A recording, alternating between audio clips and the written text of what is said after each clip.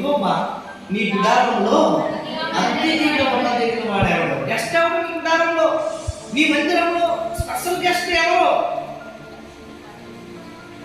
నీ పరిశుద్ధ పర్వతం మీద నివసింప ఎలాంటి వాడు అతిథి అంటే తన ద్రవ్యమును ఎవరైనా వెళ్తున్నారంటే 5 రూపాయలు వడ్డీకి ఎవరైనా వెళ్తున్నారా?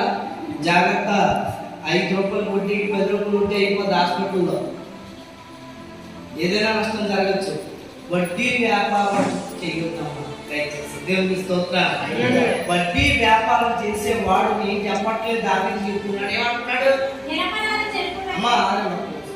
వడ్డీ వ్యాపారం చేసేవాడు అతిథిగా ఉన్నాడు. ఎక్కడ అతిథిగా ఉండడు? దేవుని గుడారంలో అతిథిగా ఉండడానికి అడ్డుదారుడు వాడు